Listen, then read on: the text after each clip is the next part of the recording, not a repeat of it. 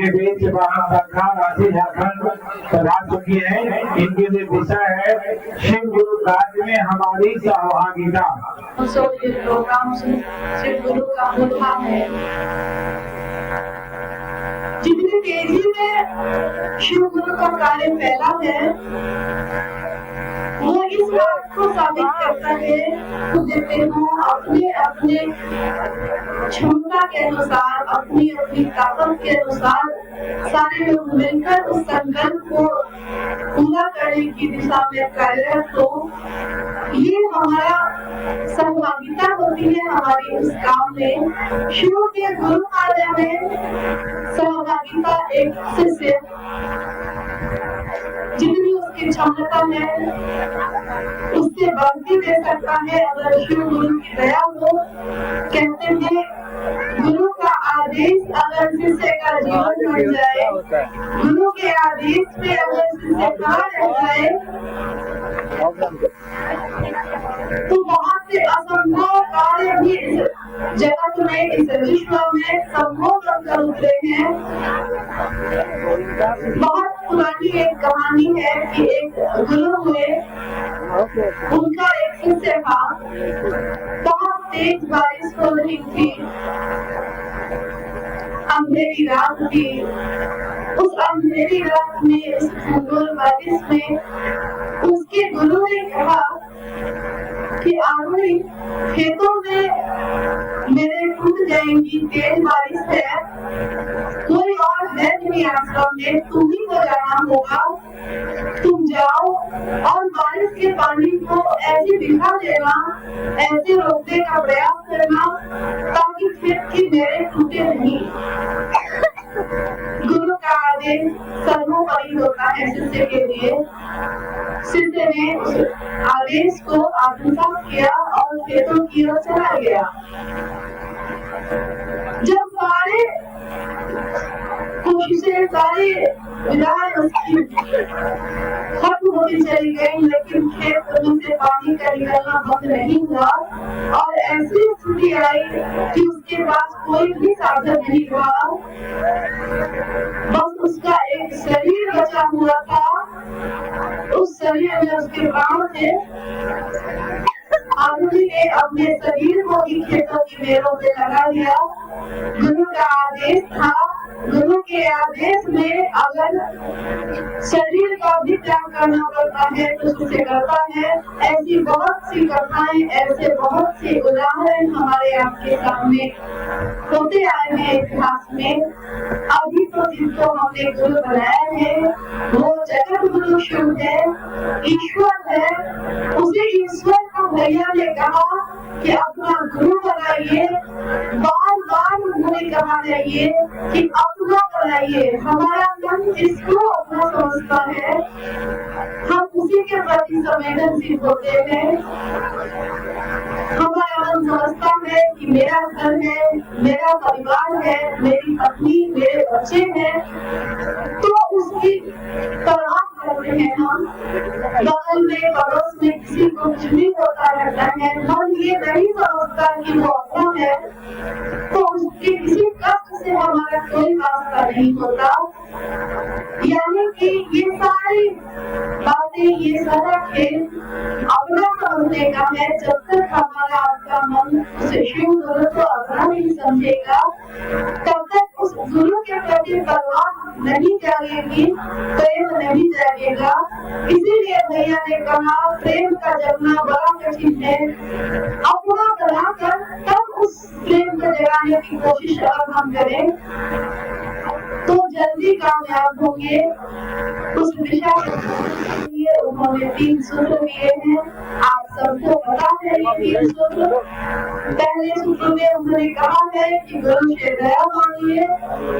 दया मांगना बोली में नहीं कहा, उन्होंने कहा कि मन से, मन को उस स्थिति में ले जाए हम कि मन एक दिन ऐसा हो जाए, ऐसा चुनौती को हार जाए,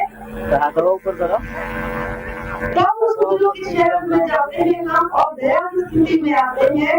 अभी थोड़ी देर पहले भाई देवाशीष जी जो बेगूसराय से आए हैं, उन्होंने अपनी चर्चा में ये बातें आपको बताई हैं कि जब सामक भैया श्री महिमानंद जी चारों तरफ से गुरुओं से हार गए, उनका मन हताश हो गया, निराश हो गया और बहुत हताशा में, बहुत निराशा में उनके सामने एक ही विकल्प बचा कि उस ईश्वर को, उस गुरु को जो जगत का गुरु अवतार चलाया है, उन्हीं को मैं अपना गुरु बनाऊं और उन्हीं को उन्होंने अपना गुरु बनाया। उस हताशा और निराशा में जब कहीं कुछ नहीं सोचता तब वही गुरु नजर आते हैं। इसीलिए भैया ने शिष्यानुभूति में अपने अनुभव के आधार पर, अपनी अनुभूति के आधार पर हमको ये बताया है कि जिस तरह से सारे रास्ते छोड़ जाते हैं हमको, आपको बहुत कष्ट में होते हैं, बहुत सुख में भी होते हैं, तब भी अपने लोग जलते हैं, बहुत दुख में भी होते हैं, तब भी अपने लोग साथ छोड़ जाते हैं।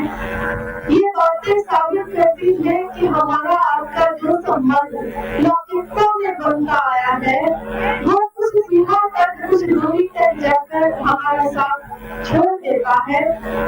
लेकिन जो ईश्वर है, जो जगत के गुरु हैं, जो हमारे गुरु हैं, जो अपने गुरु हैं, वो हमारा साथ कभी नहीं छोड़ते।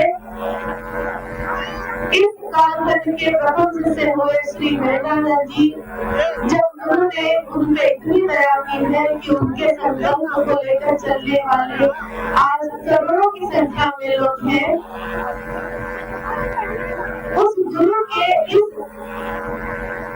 दया भाव में कितनी ऊर्जा है, कितना सैलाब उमड़ रहा है, ये साबित करता है कि गुरु चाहते हैं कि हम आप उनके हो जाए। भैया कहते हैं कि उस शिव गुरु आया है तो चला गया, ये दुख भी आया है तो चला जाएगा, लेकिन मेरे गुरु मेरे हैं और जब तक इस शरीर में सांस आती जाती रहेगी वो गुरु हमारा रहेगा, अपना रहेगा। जब चले जाएंगे तब भी उन्हीं के पास जाएंगे, जब आए थे तब उन्हीं के पास से आए थे। आज हम आप जो इस शरीर से कुछ काम कर पाते हैं, चल पाते हैं, गुरु की सूचना दे पाते हैं दूसरों को, कोई हमारी बात मान लेता है तो अपनी सुनना बंद कर देते हैं। लेकिन इस गुरु भाई गुरु बहन के संबंध में कितनी मधुरता, कितनी मिठास और कितनी गहराई है कि कोई एक गुरु भाई किसी सुदूर के किसी गुरु भाई को, अनजाने आदमी को भी देखता है और देखता है कि उसके हाथों में कंगन बंधा है तो उसे इतना अपना लगता है जितना उसका अपना भाई भी कभी नहीं लगा, अपनी बहन भी नहीं लगी। वो गुरु बहन अपना लगता है, अपनी लगती है, वो गुरु भाई अपना लगता है। शिव गुरु की इस शिष्यता से जब हम आप खड़े हुए हैं, ये सारा विश्व उनका गुरुकुल है।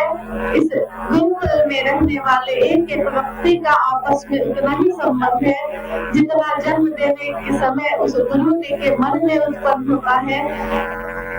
उस गुरु की दया है, उस गुरु की प्रेरणा है, उनका आशीर्वाद है कि हम आप उनका काम कर पाते हैं। हमारा शरीर हमेशा उनका काम करता रह जाए। कहते हैं, भैया ने कहा भी है, शिष्यानुभूति में भी लिखी हुई है ये बात कि शिव गुरु है जो अपने शिष्य के अविकसित ज्ञान के स्तर पर आकर उसे ज्ञान देने की जिम्मेदारी लेते हैं। हमारा मन बहुत छोटा हो सकता है, हमारी इच्छाएं बहुत छोटी हो सकती हैं, लेकिन गुरु हमारा संपूर्ण है, वो हमें अपनी संपूर्णता में ले आएंगे, खींच लाएंगे। बस उनकी शिष्यता में खड़े रहने की जरूरत है।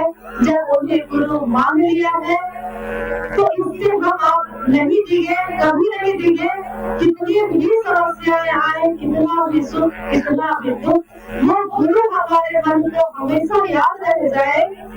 ऐसी दया दुनिया में पहचानी जाए, दुनिया देखे और बोले कि वो देखो शिव कैसे थे, क्या आचरण में क्या बात है उनमें कि इतना सैलाब आया, इतने लोग आए और इस शहर से गुजर गए, शहर को पता भी नहीं चला।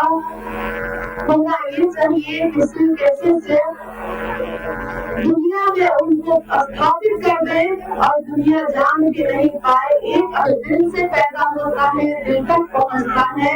भैया और दीदी के दिल से पैदा हुई ये बात, ये सोचना, ये संकल्प हर दिल तक उतनी ही गहराई में है जो भैया से दूर है, जो उनके नजदीक है, जो बहुत दूर है, वो भी भैया और दीदी के दिल के उतनी ही नजदीक है। शिव की शिष्यता में वैसे ही एक समान है, एक जैसे हैं। महादेव शिव गुरु ऐसी दया हम पे आप पे करें कि हम उनका काम इस नश्वर शरीर से कर पाए। साहब ऐसा आशीर्वाद दे हमें आपको कि हमारा जीवन, आपका जीवन शिवमय हो, सुखमय हो। शिव की शिष्यता के फूलों की सुगंध उसमें प्रवाहित हो, हवाओं में फैल जाए ये सुगंध, हर दिल तक पहुंचे ये सुगंध। आज इस महोत्सव का ये आयोजन जो हुआ है ये व्यर्थ न चला जाए। आज हम आप ये संकल्प ले कि जो हमने ये सुना है, अभी थोड़ी देर में आप साहब श्री विवेकानंद जी भैया की बातें सुनेंगे। उनकी बातें अमृत की बूंदों की तरह है, फिर कभी नहीं मिलेगी ये बातें, मिलेंगी भी तो दूसरी तरफ से मिलेगी। एक बार जो बरस गई सो बरस गई। आप लोगों से अनुरोध है कि शांति से बैठकर एक एक शब्द उठाते हैं। शिव की शिष्यता की सुगंध ऐसी होती है हमारे जीवन में, हमारे आचरण में, हमारे हाव भाव बोली में शिव होंगे। शिव जो गुरु होते हैं हर शिष्य को अपने जैसा बनाते हैं। आप हम ऐसे चले कि लोग कहें कि वो शिव के शिष्य हैं, शिव जैसे हैं। आपका हमारा जीवन शिवमय हो, इसी प्रार्थना और साथ श्री विवेकानंद जी के आशीर्वाद की कामना करते हैं। इस कार्यक्रम को चलाने का शेड्यूल निर्धारित किया।